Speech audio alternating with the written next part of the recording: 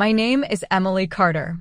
I'm 38 years old, a registered nurse, and if you had met me before that night, you would have thought I was the kind of person who could handle anything. In a way, I believed that about myself too. 15 years in the ER will harden you, not in a cruel way, but in the way a rock becomes smooth after years in a rushing river. You see so much life and death that you think you've learned to keep your heart steady. Most of my days started before the sun was even up. I'd park in the employee lot, the morning air still cold enough to fog my breath, the hospital windows glowing like a beacon in the dark. I'd push through those automatic glass doors into the familiar smell of antiseptic and brewed coffee, the faint hum of ventilation systems overhead. My coworkers and I moved like clockwork, exchanging clipped greetings, reviewing charts, tightening our ponytails before the shift began. At home, the rhythm was quieter, but emptier. My marriage had ended 2 years earlier, and my 16-year-old son, Jake, lived with me but mostly stayed in his room. I'd knock sometimes, offer to make him something to eat, and get a distracted "I'm good" in return. We weren't estranged, but we weren't connected the way I wanted. That silent distance hurt more than any 12-hour shift. Spiritually, I was coasting. I grew up in church, prayed when I remembered, thanked God when life went well, but I didn't have the deep, burning faith I saw in some people. My Bible sat on my nightstand under a layer of dust. I told myself I'd get back to it when life slowed down, though life never did. Still, I carried private fears. I feared dying in a hospital bed with no one holding my hand. I feared the helpless look in a patient's eyes when they knew they wouldn't make it. I feared that when my time came, I'd face God unprepared. That night, the ER was unusually calm.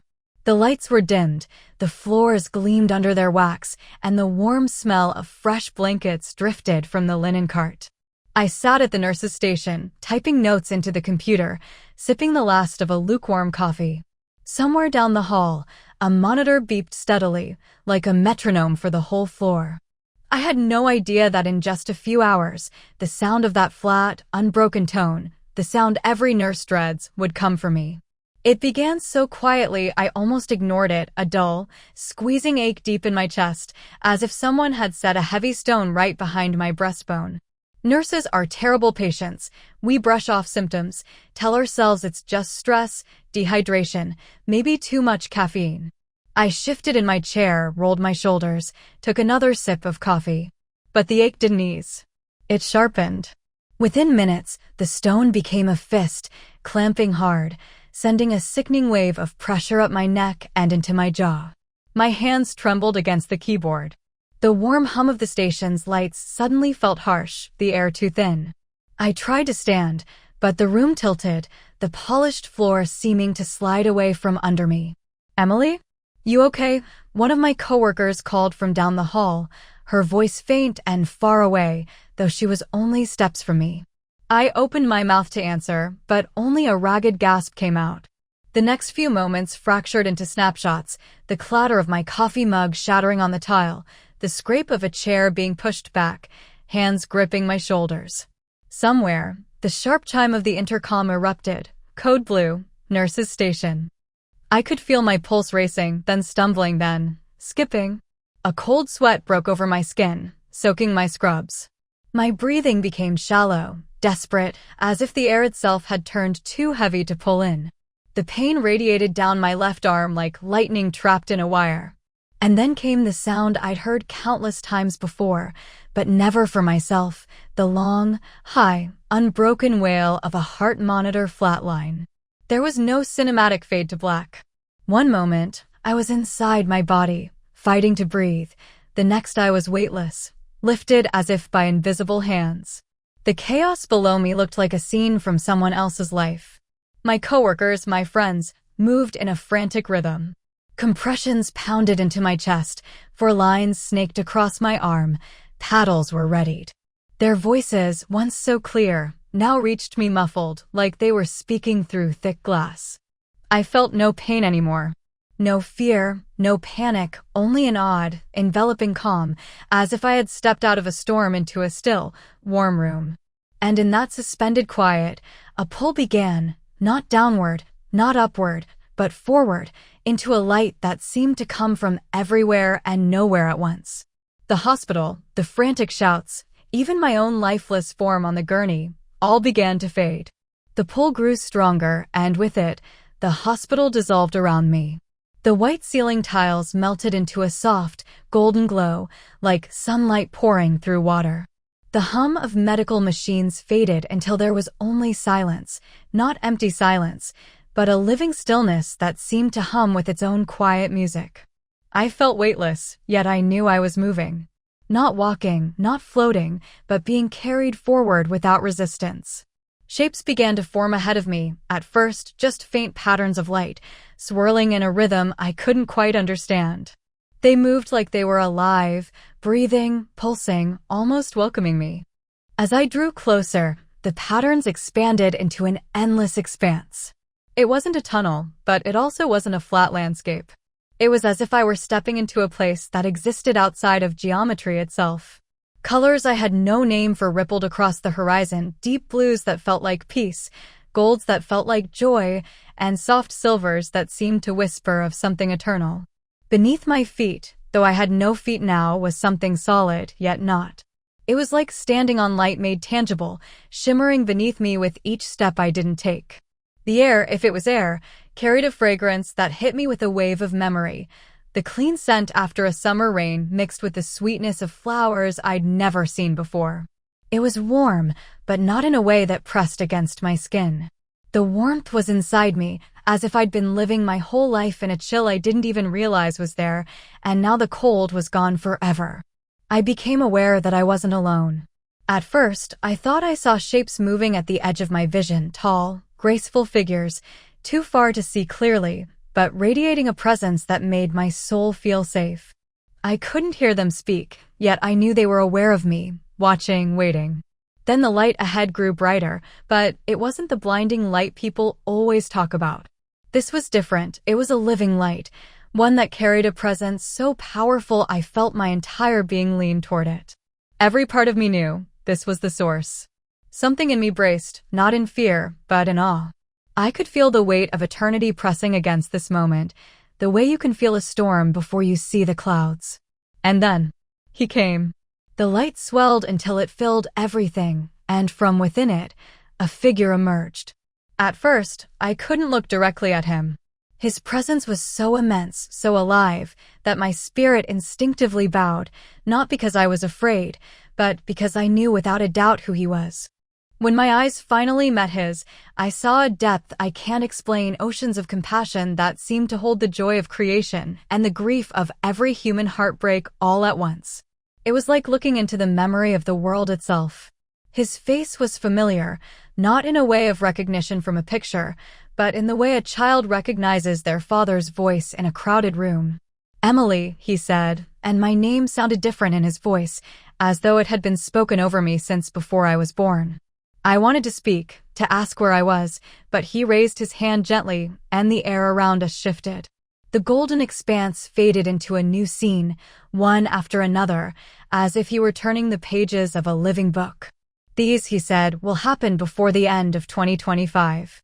They are not given to stir curiosity, but to awaken mercy. Many who shine before men do not know how close they are to the edge." The first vision, the musician. I was standing in a dim backstage area. The air was heavy with the smell of stale beer, sweat, and the faint sweetness of stage fog. A man sat slumped in a chair, a global music icon, his name known in every country. His hands trembled as he clutched a glass bottle. Just beyond the curtain, thousands chanted his name, but here he was alone, shoulders shaking. The clock on the wall ticked louder than the crowd outside. Jesus' voice was soft but certain. "He has been given every chance to turn to me. Pray that he listens, for his time is short." The lights flickered once, and the scene dissolved. The second vision, the actress. Now I stood on a sun-baked movie set. Cameras rolled as a beautiful actress laughed, the desert wind whipping her hair. The crew buzzed around her, praising every move. Suddenly, the colors drained from her body, leaving her in black and white while the world stayed in color. Her eyes, still laughing, shifted for a moment into a look of quiet exhaustion. Jesus stood beside me, watching her. "She will be remembered for her beauty," he said, "but I remember her for the child she once was." The third vision, the athlete. The roar of a packed stadium hit me like a wave. A legendary athlete stood in the center, hands raised in victory. Flashbulbs exploded like stars all around him. Then silence. The crowd froze in mid-cheer. The athlete looked around, confused, suddenly alone in a place built for adoration. Jesus' hand rested on my shoulder. When the applause dies, what remains? Many seek glory here, but lose the crown that matters. The fourth vision, the talk show host. We were in an empty television studio. The seats were dark, the cameras covered with black cloths. A beloved talk show host sat in the front row, scrolling through old clips on a phone. The flicker of the screen lit up his face, showing a sadness I had never seen in him before. Jesus' voice was almost a whisper. What does it profit a man to gain the whole world and lose his soul? The fifth vision, the comedian. The scene shifted to a small green room. The smell of makeup and coffee hung in the air. A comedian I recognized instantly sat hunched over, staring into the mirror. His stage persona was all joy and chaos, but here his eyes were flat, almost empty. People think laughter is proof of joy, Jesus said. Sometimes it is the mask of despair. The sixth vision, the social media star. A penthouse apartment glowed with neon lights from the city below. A young influencer sat cross-legged on the floor, surrounded by unopened luxury boxes. Her phone buzzed endlessly beside her, but she didn't touch it. She stared at the skyline like someone searching for a horizon that didn't exist. Jesus' words came like a sigh. Fame without purpose is a slow death. She has everything they want and nothing she needs. I turned to him, my heart aching. Lord, why show me this? Why me? Because, he said, you see them as unreachable. But I reach where no one else can. Pray for them, not for their careers, but for their souls. Some will be gone before this year ends. The final vision, the funeral montage. The light shifted again, and now I saw a sequence of moments, as if the visions were overlapping. News headlines, candlelight vigils, fans crying outside gates, black limousines moving through rainy streets. The faces I had just seen appeared in framed photographs, surrounded by flowers. And then, one by one, the images faded until there was only a single candle flickering in the dark. Jesus looked at me with such deep love that it undid me. My spirit trembled under the weight of it. Emily, he said, this is not about death, it is about life. I show you this so you understand how fleeting the applause of the world is. Before December of 2025, the world will mourn some of its brightest stars. Use their absence to point others toward the light that never fades. I fell to my knees in that place, though my knees were not flesh and bone anymore. Lord, I'm not a preacher. I'm just a nurse. How can I tell this? His answer was steady. A witness does not invent the truth, they only speak what they have seen. Speak it, and I will do the rest. The visions faded, but his presence remained, filling me with a peace and urgency that pulsed through my very being. The scenes of stages and stadiums dimmed until there was only a shoreline at night. The sea was black glass, and far out, dozens of ships drifted with their lanterns glowing like fragile stars. No captains stood at the wheels. The sails were full, but the wind moved in circles, pushing them nowhere. Some ships drew near hidden reefs where the water hissed against jagged stone. Jesus stood beside me, and the lantern light reflected in his eyes like constellations returning home. The nations are like ships in a storm without a captain, he said. They follow currents they do not understand, while they cheer for the lanterns on the decks of other ships. When a lantern falls, the onlookers mourn the darkness, but they do not notice the missing captain. The sea rose and fell with a slow heartbeat. Beneath the water I glimpsed roots, yes, roots, reaching down from each vessel into the deep, drinking from whatever lay under them. Fame is a lantern, he continued, useful only if it reveals the way. But a lantern without oil is a lie, it promises light and delivers smoke. He turned to me, and his voice gentled into something that felt like dawn. Emily, your life is an oil jar. Keep it filled with mercy. Pour it out on those who are unseen. Tell the wounded that I see them. Pray for those who are watched by millions yet known by none. Speak to them as if they are in your care, because they are in mine. The shoreline faded, but the commission burned brighter than any lantern. The golden light around us began to shift, as though the edges of eternity were folding back. I felt it before I saw it, that strange, magnetic pull reversing direction, drawing me away from him. No, I whispered, my voice breaking. Please, I don't want to go back. Jesus looked at me with that same unshakable love, but there was a firmness in his tone now. Your work is not finished, Emily. What you have seen must be spoken. The warmth began to thin, replaced by a creeping heaviness. My spirit felt like it was sinking into thick water. The fragrance of rain and flowers faded, replaced by the sharp, sterile bite of antiseptic. My vision blurred, his face still there, but growing farther away, like a shore vanishing in mist. Then pain. It tore through my chest like a lightning strike. My eyes flew open to a blinding white ceiling. Harsh fluorescent lights stabbed at my vision.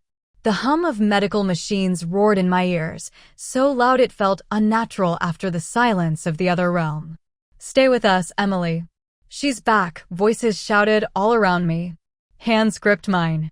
Cold metal pressed against my skin as someone adjusted 4 lines. My ribs ached with every breath, proof of the compressions that had forced life back into me.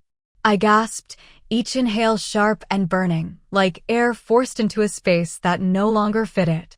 The smell of blood and alcohol swabs was overwhelming. My body felt impossibly heavy, as if the gravity here was stronger than the place I'd just left.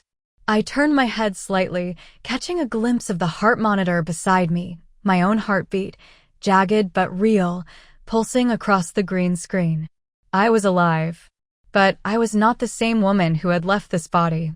In the days after, I moved through the world as if I were walking in 2 realities at once. The hospital hallways felt the same flicker of overhead lights, the same distant beeping of monitors, but I was no longer just hearing sounds. I was hearing symbols, reminders. Every heartbeat I heard reminded me of the fragile thread tying us here. I returned to my nursing shifts, but my priorities had shifted completely. Each patient I touched, I prayed over silently. It didn't matter if they believed in God or not, I knew he was listening.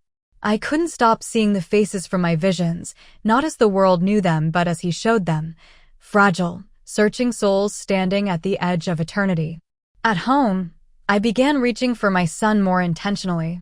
I knocked on his door, not just to offer food, but to sit with him, to ask about his life. At first, he was puzzled. Then, slowly, he began to open up. I told him I loved him every single day. I didn't let that truth go unsaid anymore. Spiritually, I could no longer treat God as a side note. I opened my Bible again, not out of guilt but hunger. The words felt alive now, sharper, clearer, as though they had been waiting for me to finally pay attention. And now, I'm speaking to you. I don't know your story. I don't know if you're someone who has chased success all your life, or if you're someone who feels invisible, unnoticed by the world. But I do know this. None of the applause, none of the money, none of the followers will matter in your final moment.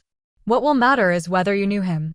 Jesus is not a myth, not a metaphor, not a comforting story to help us cope. I met him. I spoke with him for 12 minutes and 42 seconds. And in his presence, I saw the kind of love that makes every fear collapse.